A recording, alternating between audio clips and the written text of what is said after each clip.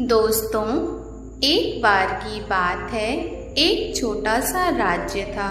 उस राज्य में एक संत रहा करते थे जो बहुत ज्ञानी थे, जिनकी ख्याति दूर दूर तक फैली हुई थी। उनके पास कोई भी कैसी भी समस्या लेकर क्यों ना आए, वह उस समस्या का समाधान अवश्य करते थे। जब भी वह किसी की समस्या सुनते तो उसमें लीन हो जाते और उसके बाद कुछ देर के लिए वो आंखें बंद करते और समस्या के बारे में अच्छे से सोच विचार करते और उसके बाद उसका समाधान देते। जब भी कोई व्यक्ति उनके पास अपनी समस्या लेकर जाता तो उसकी समस्या को बड़े ही ध्यान से सुनते, समझते, अपनी आंखें बंद करते और उस पर सोच विचार करने के बाद उसका समाधान दिया करते। ऐसे में कोई भी व्यक्ति उनके बारे में केवल एक ही बात सोचता था, शायद इन साधु के पास कोई ऐसी चमत्कारी शक्तियां हैं जिससे ये समाधान पूछते हैं और उसके बाद हमें वे समाधान बताते हैं। एक बार एक युवक ने उन महाराज से यह भी पूछ लिया, हे महाराज, क्या आपके पास ऐसी कोई चमत्कारी शक्तियां हैं जिसके कारण आप हमारी समस्याओं का समाधान करते हैं, या आपके पास ऐसी कोई दिव्य दृष्टि है जिससे आप हमारी समस्याओं का समाधान खोज पाते हैं। उस युवक की यह बात सुनकर वह साधु जोर जोर से हंसने लगे, लेकिन उन्होंने उस युवक की बात का कोई जवाब नहीं दिया। उसके कुछ ही दिनों बाद उस राज्य में एक बड़ी ही अजीब सी घटना घटी। उस राज्य में एक बुढ़िया औरत रहा करती थी जो अपने पूरे घर में अकेले ही रहती थी। उसका कोई ना था। उस राज्य से होकर 4 मित्र अपने घर की ओर जा रहे थे। वे लोग दूसरे नगर में काम करके पैसा इकट्ठा करके अपने गांव की ओर जा रहे थे। यह बात बहुत पुराने ज़माने की है, जब यातायात के साधन ना हुआ करते थे, इसलिए वे लोग पैदल ही यात्रा किया करते थे। इसी कारण वे चारों मित्र अपने अपने धन को इकट्ठा करके अपने गांव की ओर प्रस्थान कर रहे थे। उन चारों ने अपना अपना धन एक छोटी सी पोटली में रखा था और उसी पोटली में उन सब की सारी कमाई थी। तभी उन चारों मित्रों में से एक मित्र कहता है, मित्रों, इस तरह से यदि हम अपना धन अलग अलग रखेंगे तो इससे हमारा धन चोरी हो सकता है। क्यों ना हम अपना सारा धन एक ही पोटली में रख दें, जिससे हम सब इस पर ध्यान भी दे सकेंगे और हमारा धन सुरक्षित भी हो जाएगा। और जब हम अपने अपने गांव पहुंच जाएंगे तब हम वहां अपना अपना हिस्सा वहां पर ले लेंगे। उन तीनों मित्रों ने उस युवक की बात मान ली और वे सभी मिलकर अपना धन एक ही पोटली में रख देते हैं और वे सभी मिलकर अपने गांव की ओर आगे बढ़ते हैं। चलते चलते काफी समय बीत चुका था और अब रात्रि होने वाली थी। तभी आगे चलकर रास्ते में उन्हें एक घर दिखाई दिया जहाँ पर एक बूढ़ी औरत रहा करती थी। रात्रि का समय भी हो चुका था और उन चारों मित्रों को रात्रि रुकने के लिए कोई न कोई जगह की आवश्यकता भी थी। ऐसे में उन चारों ने मिलकर ये योजना बनाई कि हम लोग आज रात इसी घर में ठहरेंगे। इसीलिए वे चारों लोग उस घर की ओर आगे बढ़ते हैं और उस घर के दरवाजे को खटखटाते हैं। तभी सामने से एक बूढ़ी औरत दरवाजा खोलती है और उन चारों मित्रों में से एक मित्र हाथ जोड़कर उस बूढ़ी औरत से कहता है, माताजी, हम अपने गांव की ओर जा रहे थे, लेकिन यहाँ रास्ते में ही रात हो गई और अब हम इतनी रात में सफ़र नहीं कर सकते। इसलिए हमारी आपसे विनती है कि हम आपके यहाँ पर एक रात रुकना चाहते हैं। कल सुबह होते ही हम यहाँ से चले जाएंगे। उस बूढ़ी औरत ने काफ़ी देर सोच विचार किया और उसके बाद वह बूढ़ी औरत कहती है, ठीक है, तुम सब आज रात के लिए यहाँ पर रुक सकते हो। मुझे कोई दिक्कत नहीं है। मैं खाना बनाने जा रही हूँ। कहो तो तुम लोगों के लिए भी बना दूँ। उन चारों ने सहमति जताते हुए कहा, हाँ बिल्कुल। उसके बाद उन चारों मित्रों ने वह धन की पोटली उस बूढ़ी औरत को थमा दी और कहा, माताजी, इस पोटली में हमारे साल भर की कमाई है। हम चारों ने अब तक का अपना सारा कमाया हुआ धन इस पोटली में रखा है और अब हम इसे आपको सौंपते हैं, क्योंकि यह हम चारों से ज़्यादा आपके पास सुरक्षित होगा। हम बस इतना चाहते हैं कि यदि हम चारों में से कोई एक व्यक्ति इसे लेने आए तो आप इस पोटली को उसे मत देना जब तक कि हम चारों एक साथ इस पोटली को लेने ना आए। तभी वो बूढ़ी औरत कहती है, ठीक है बेटा, यदि तुम चारों एक साथ आओगे तभी मैं इस पोटली को आपको सौंपूंगी। और वैसे भी आप लोग सुबह यहाँ से चले जाने वाले हैं। मैं आपको सुबह ही यह पोटली थमा दूंगी। वो धन की पोटली उस बूढ़ी औरत को थमाकर वे चारों मित्र निश्चिंत हो जाते हैं कि अब उनका धन सुरक्षित है और वो लोग खाना खाकर सो जाते हैं। अगली सुबह जब वे चारों उठते हैं तो सभी लोग अपने आगे की यात्रा के लिए तैयारियां शुरू कर देते हैं। तभी उन चारों नौजवानों में से एक नौजवान थोड़ा बदमाश था। वह अपने उन तीनों मित्रों से कहता है, भाइयों, इस बूढ़ी औरत ने हमारी रात भर खातिरदारी की है, हमें अच्छा भोजन खिलाया, सोने के लिए अच्छी जगह दी, रात भर यहाँ सर छुपाने के लिए एक अच्छा मकान दिया और हमने अब तक उसके लिए कुछ नहीं किया। वह बूढ़ी औरत अकेले ही खेतों में काम कर रही है। क्या हम सभी यहाँ जाने से पहले इस बूढ़ी औरत की मदद नहीं कर सकते? उस बदमाश नौजवान ने मन ही मन में ये योजना बना ली थी कि वे किसी तरह से भी उस बुढ़िया से वह पोटली हासिल करके ही रहेगा।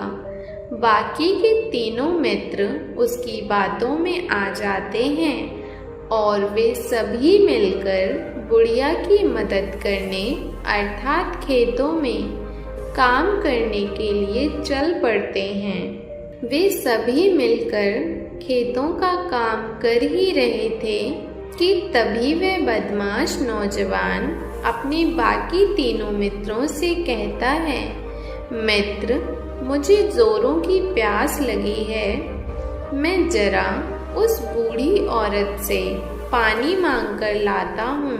वे बाकी मित्र भी अब काफी थक चुके थे, उन्हें भी जोरों की प्यास लगी थी, इसलिए वे तीनों मित्र उसे वहां से जाने की अनुमति दे देते हैं। जैसे ही वह बदमाश उस बूढ़ी औरत के पास पहुंचता है, वह उस बूढ़ी औरत से कहता है, माता जी, अब हम यहाँ से जा रहे हैं, कृपया करके हमारे धन की पोटली हमें वापस दे दें। इस पर वह बूढ़ी औरत कहती है, नहीं नहीं, जब तक तुम चारों एक साथ ना आओ तब तक मैं वह पोटली किसी को नहीं दे सकती।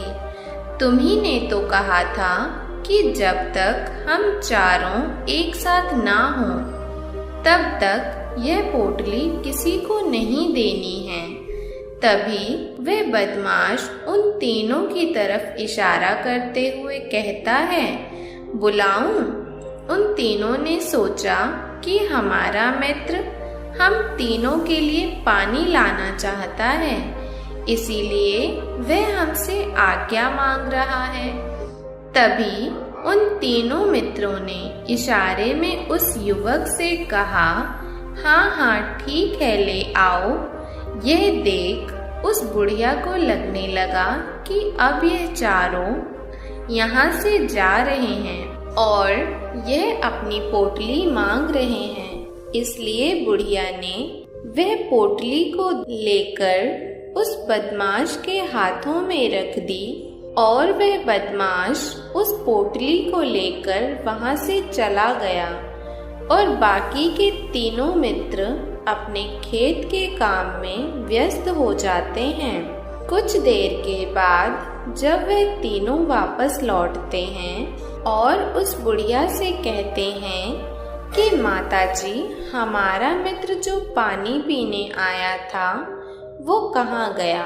उस पर वो बुढ़िया कहती है कि क्या वह पानी पीने आया था, पर वह तो कह रहा था हम चारों जा रहे हैं, कृपया करके धन की पोटली हमें थमा दें। तभी वो तीनों आश्चर्य होकर उस बुढ़िया से कहते हैं कि माताजी, हमने भला वो पोटली कहाँ मांगी थी, हमें तो प्यास लगी थी और हमने पानी के लिए इशारा किया था। तभी वह बूढ़ी औरत उन तीनों से कहती है, पर वह तो पोटली लेकर जा चुका है। तभी वे तीनों मित्र सर पकड़कर रोने लगते हैं और कहते हैं, माताजी, उसमें हमारा सारा कमाया हुआ धन था जो वह अकेले लेकर भाग चुका है। हमने तो आपको कहा था कि जब तक हम चारों एक साथ ना आएं, तब तक आपको वह पोटली किसी को नहीं देनी है। फिर आपने ऐसा क्यों किया? इसमें आप ही की गलती है। हमने आपको उस पोटली की हिफाजत के लिए रखा था और आपने उसे एक ऐसे आदमी के हाथों में दे दिया जिसने हमारा सारा धन हमसे लूट लिया। हम बर्दाश्त नहीं करेंगे। हम राजा के पास जाएंगे और राजा से आपकी शिकायत करेंगे, न्याय की मांग करेंगे। अब तो इस बात का राजा ही फैसला करेंगे। वे तीनों नौजवान क्रोधित होकर राज दरबार में पहुंच जाते हैं और अपनी सारी समस्या उन राजा को बता देते हैं। जब वह राजा उन तीनों नौजवानों की बात ध्यान पूर्वक सुनता है तो वह तुरंत ही उस बुढ़िया को राज दरबार में पेश होने का आदेश देता है। राजा के आदेश पर राजा के सैनिक तुरंत ही उस बूढ़ी औरत को राज दरबार में पेश करते हैं और राजा भरी दरबार उस औरत को दोषी करार देता है और कहता है, तुम्हें वह पोटली उस अकेले व्यक्ति को नहीं देनी चाहिए थी। जब इन्होंने तुमसे कहा था कि जब तक वे चारों एक साथ उस पोटली को ना लेने आए, तब तक तुम्हें वह धन किसी को नहीं देना चाहिए था। इसमें तुम्हारी गलती है और अब तुम्हें इसका हर्जाना भरना होगा। तुम्हें इनका धन लौटाना होगा। राजा का यह आदेश सुनकर बूढ़ी औरत फूट फूट कर रोने लगती है और राजा से मदद की गुहार लगाती है और कहती है, हे राजा, मैं तो एक बूढ़ी औरत हूँ और मेरे पास इतना धन नहीं है और ना ही मेरे घर में कोई ऐसा है जो धन कमाता हो। मेरे पास इतना धन नहीं है कि मैं इनका धन लौटा सकूं। मैं तो अकेली हूँ, बेसहारा हूँ। कृपा करके मुझ पर रहम करें। लेकिन वह राजा उस बूढ़ी औरत की एक नहीं सुनता। वह बूढ़ी औरत रोते हुए अपने घर की ओर जा रही थी। यह सोच रही थी कि आखिर मैं इतना धन कहाँ से लाऊंगी, कि कैसे मैं उन लोगों का धन उन्हें लौटाऊंगी। मेरे पास इतना धन नहीं है। मैं क्या करूं, कैसे करूं, कहाँ से लाऊं इतना धन। यदि मैंने उनका धन नहीं लौटाया तो मुझे राजा मार डालेगा। वैसे भी मेरी ही गलती है। जब उन चारों ने मिलकर मुझसे ये कहा था कि जब तक हम चारों एक साथ ना आए तब तक वो पोटली किसी को नहीं थमानी है, फिर भी मैंने वो पोटली केवल उस एक व्यक्ति को थमा दी। इसमें गलती तो मेरी ही है। वह रोते रोते ये सारी बातें सोचते हुए अपने घर की ओर जा रही थी। तभी रास्ते में उस बूढ़ी औरत को वही संत मिले जो उस नगर में किसी भी समस्या का समाधान बड़ी ही सरलता और सहजता से करते थे। उन्होंने उस बूढ़ी औरत से कहा, क्या बात है बेटी, क्यों रो रही हो? इस पर वह बूढ़ी औरत उस संत को सब कुछ सच सच बता देती है और कहती है कि हे महाराज, इसमें गलती तो मेरी ही है। उन चारों ने तो पहले ही कहा था कि जब तक वे चारों एक साथ ना आए तब तक वह पोटली मुझे किसी को नहीं देनी, लेकिन मेरी ही मत मारी गई थी जो मैंने वह पोटली केवल एक व्यक्ति को थमा दी और वह उनका सारा धन लेकर वहां से भाग गया। लेकिन अब मुझे ये समझ नहीं आ रहा कि मैं इतना सारा धन कहाँ से लाऊं, कैसे जुटाऊं। मेरे पास इतना धन नहीं है और राजा ने तो आदेश भी दे दिया है कि मुझे वो धन लौटाना ही पड़ेगा। लेकिन मैं ये समझ नहीं पा रही कि इतना सारा धन मैं कहाँ से लाऊंगी। तभी वह संत उस बूढ़ी औरत से कहते हैं, शांत हो जा, मैं कोई न कोई रास्ता जरूर निकाल लूंगा। इतना कहकर वह संत वहीं पर बैठ जाते हैं, ध्यान करने लगते हैं।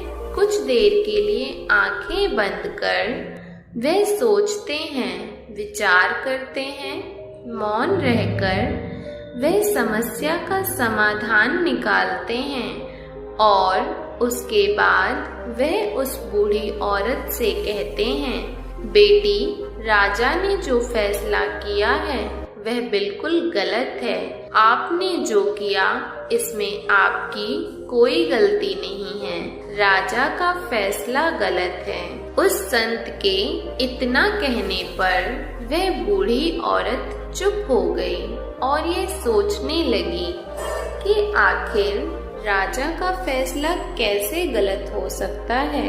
राजा तो सभी के लिए न्याय ही करते हैं, कभी किसी का बुरा नहीं करते। फिर आज राजा का फैसला कैसे गलत हो गया? उस संत और उस बुढ़िया की बातें आसपास खड़े लोग सुन रहे थे और वे लोग भी बड़े अचरज में थे कि आखिर राजा का फैसला कैसे गलत हो सकता है। राजा ने तो बिल्कुल सही फैसला लिया है। इस बूढ़ी औरत ने गलती की है। उन चारों का धन केवल एक ही को थमा दिया। ऐसे में इस बुढ़िया को उनका धन तो लौटाना ही चाहिए। राजा ने गलत फैसला कहाँ किया है? तभी वह संत उस बूढ़ी औरत से कहते हैं, जाओ और राज दरबार में कह दो कि हे राजन, आपका फैसला गलत है।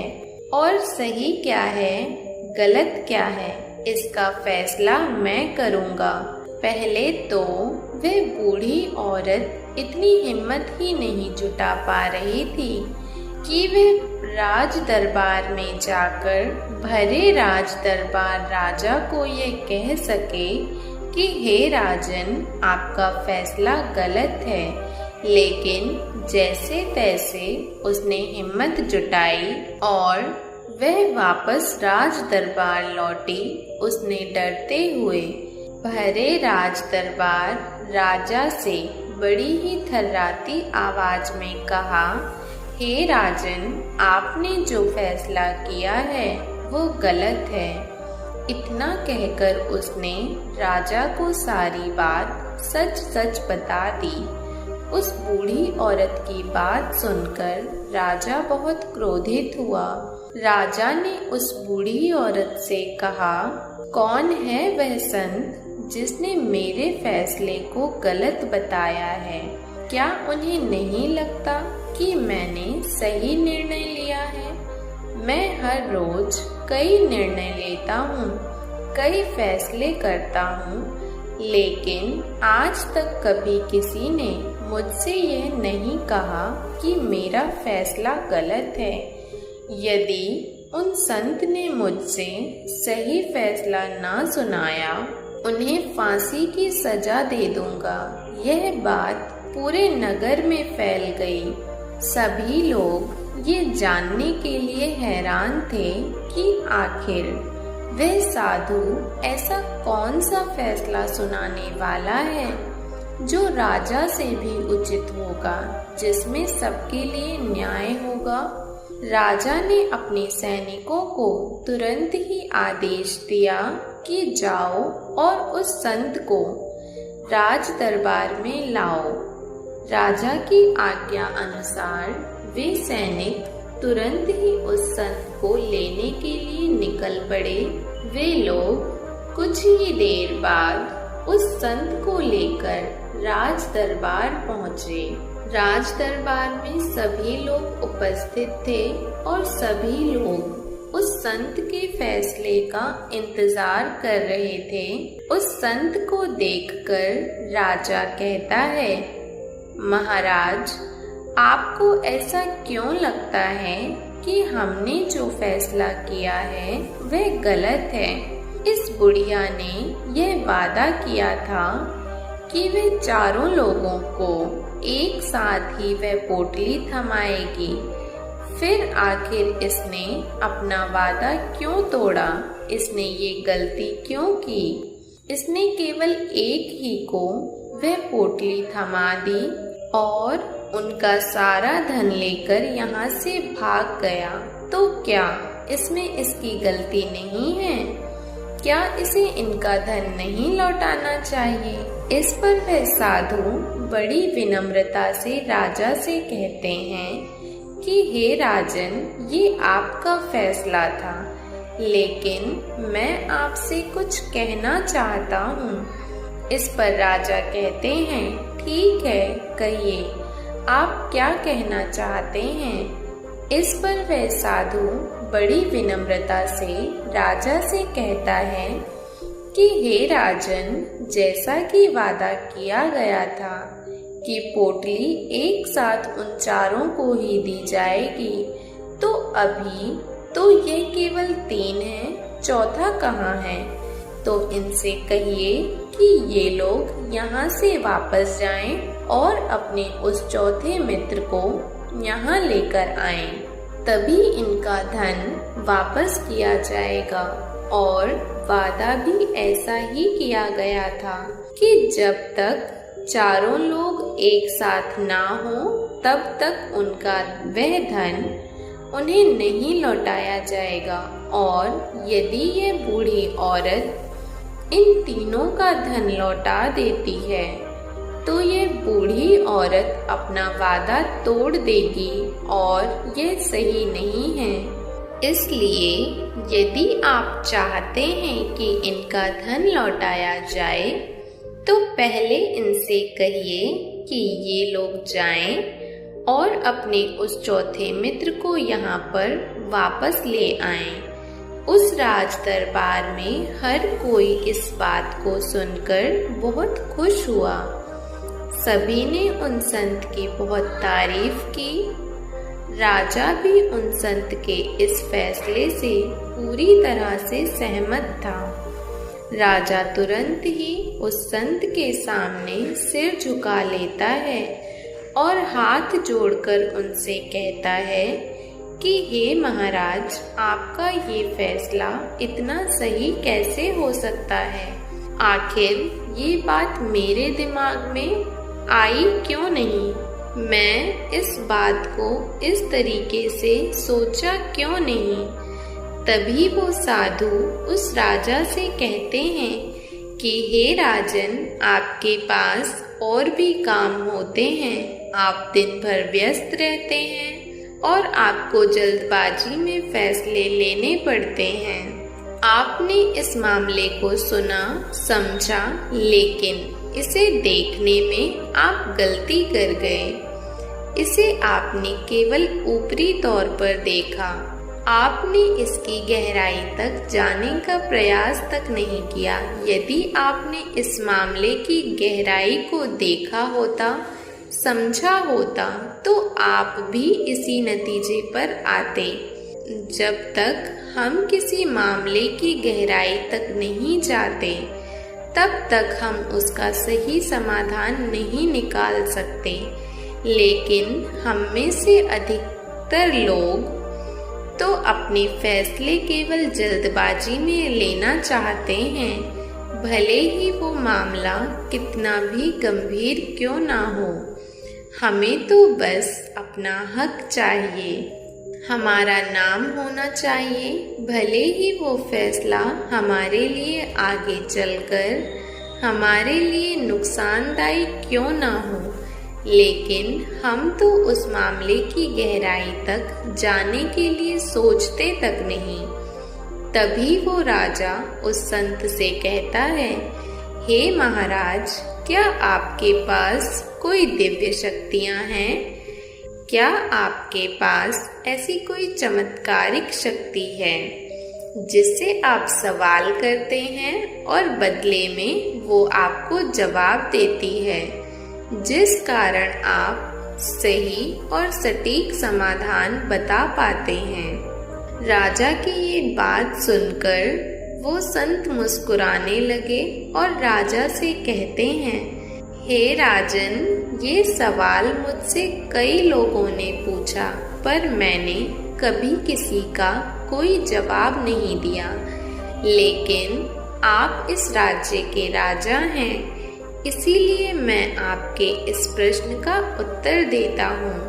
आप में से कई लोगों को यहाँ ऐसा लगता है कि मेरे पास कोई ऐसी शक्तियाँ हैं जिससे मैं बात कर सकता हूँ, जिससे मैं कोई भी समस्या का समाधान पा सकता हूँ। लेकिन मैं आप लोगों को एक बात सच सच बता देता हूँ, मेरे पास ऐसी कोई शक्तियाँ नहीं हैं।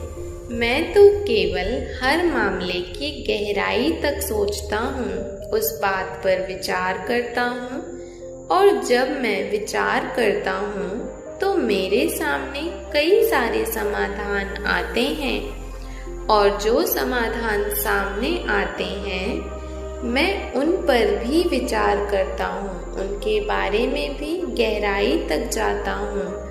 और जब मुझे लगता है कि इस समस्या का समाधान यही होना चाहिए, तभी मैं समाधान उस व्यक्ति को देता हूँ ताकि वह अपनी समस्या का समाधान कर सके। अब आप ही सोचिए, आप जल्दबाजी में यह फैसला लेकर इस बुढ़िया का जीवन पूरी तरह से बर्बाद कर देते। हमारा पूरा जीवन केवल एक फैसले पर निर्भर करता है। यदि वह फैसला सही हुआ तो हमारा जीवन अच्छा बन जाएगा, और यदि वह फैसला गलत निकला तो हमारा जीवन नर्क से भी बदतर हो सकता है। इसीलिए यदि आप सही और सटीक फैसला लेना चाहते हैं तो आपको मौन रहना सीखना पड़ेगा। मौन रहकर उस पर विचार करना सीखना होगा, क्योंकि हमारे फैसले ही हमारा भविष्य तय करते हैं, हमारी जिंदगी का अगला पड़ाव तय करते हैं। फिर चाहे वह फैसले छोटे हों या बड़े, वे ही हमारी जिंदगी को निर्धारित करते हैं। इसीलिए सबसे पहले हमें सही फैसले लेने के लिए मौन रहना सीखना आवश्यक है, उन पर विचार करना आवश्यक है। और जब आप ऐसा करते हैं तो आपके सामने एक ही समस्या के कई सारे समाधान निकलकर आते हैं, और जब आप उन पर गौर करेंगे तो आपको ये समझ में आएगा कि उन फैसलों का समाधान कैसा होना चाहिए, किस समाधान से आपको क्या फायदा होगा और क्या नुकसान होगा। यह उस समाधान पर सोच और विचार करने पर ही आप उसे समझ सकते हैं, और तभी आप यह निर्णय भी ले सकते हैं क्या यह समाधान उचित रहेगा या नहीं। और यह सब संभव हो सकता है यदि हम कम बोलना शुरू करें। कम बोलने का अर्थ यह नहीं कि आप पूरी तरह से मौन हो जाएं। इसका अर्थ यह है कि आप भीतर से शांत हो जाएं, और जब आप भीतर से शांत होने लगते हैं तो आपका मन स्पष्ट होने लगता है, साफ होने लगता है, और आप किसी भी चीज पर सोच विचार कर सकते हैं। और जब आप भीतर से शांत होने लगते हैं तो आप ऊपर से कम बोलते हैं, और जब आप धीरे धीरे कम बोलने के आदी हो जाते हैं तो आप साफ और स्पष्ट तौर पर सोच और समझ पाते हैं। आपके विचारों में वो शुद्धता आ जाती है जिससे आपको साफ और स्पष्ट देखने को मिल जाता है कि कौन सा फैसला सही होगा और कौन सा फैसला गलत होगा। आपको उस परिस्थिति में क्या करना चाहिए और क्या नहीं करना चाहिए। लेकिन हम अधिकांशतर लोग अपने आप को सही साबित करने के लिए, अपने आप को ऊंचा साबित करने के लिए अत्यधिक बोलते हैं, और वे इतना बोलते हैं कि हर कोई उनकी बातों को गंभीरता से नहीं लेता।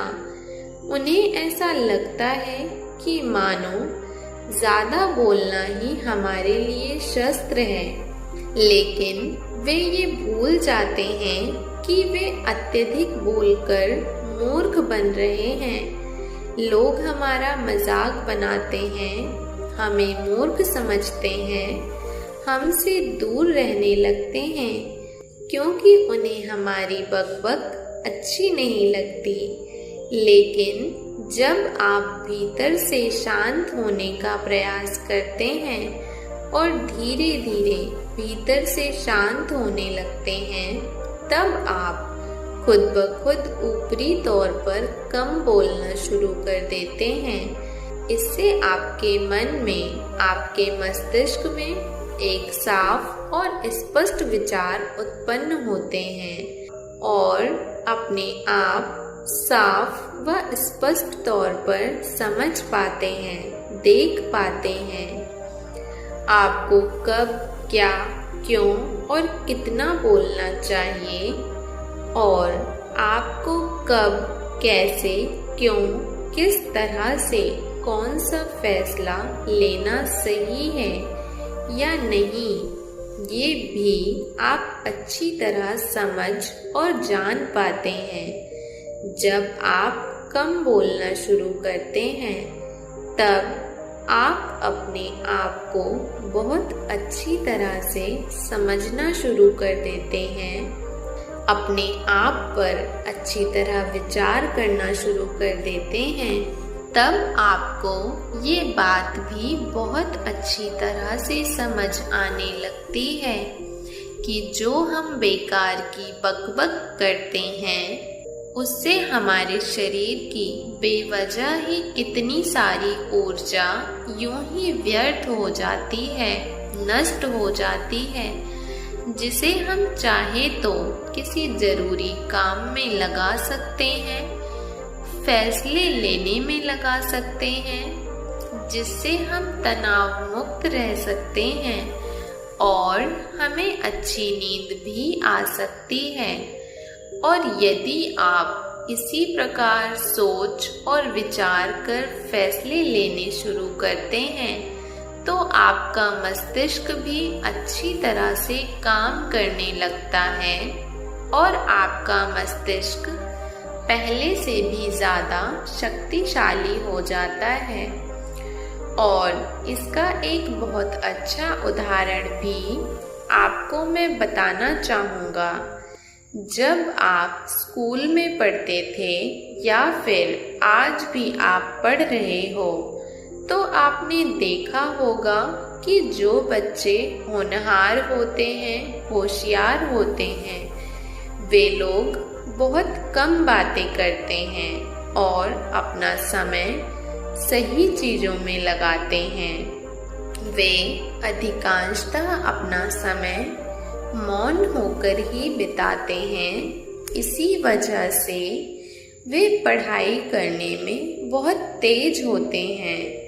वो जो कुछ भी पढ़ना चाहते हैं वो उसे याद कर ले जाते हैं। लेकिन वहीं पर दूसरी तरफ जो लोग बहुत अधिक बोलते हैं, यदि आप उन्हें पूरे 24 घंटे भी दे दें तो भी वे उस तरह से उन चीज़ों को याद नहीं रख सकते जिस तरह से वे मौन रहने वाले बच्चे उन बातों को याद कर लेते हैं। और महान चाणक्य ने भी यही कहा है, जो व्यक्ति यह समझ जाता है कि उसे कब, कहाँ और कितना बोलना चाहिए, उस व्यक्ति को सफल होने से कोई नहीं रोक सकता। और आप इतिहास उठाकर देख सकते हैं, आज तक जो भी लोग महान हैं, जो लोग भी सक्सेसफुल बने हैं, उन लोगों की आदत बहुत कम बोलने की है। उनका पूरा ध्यान केवल अपने लक्ष्य पर होता है और अपना पूरा समय अपने लक्ष्य को पाने में ही लगा देते हैं। इसलिए आपको भी यह आदत अपने जीवन में उतारनी चाहिए। और कम बोलने का अर्थ ये नहीं है कि आप ऊपर से कम बोलो, बल्कि आप भीतर से कम बोलिए, भीतर से शांत रहिए।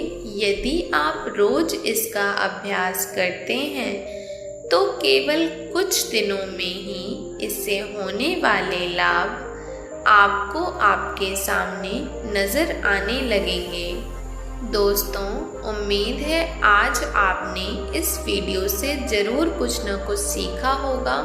तो इस वीडियो को लाइक और अपने दोस्तों के साथ शेयर करना ना भूलें। Thanks for watching.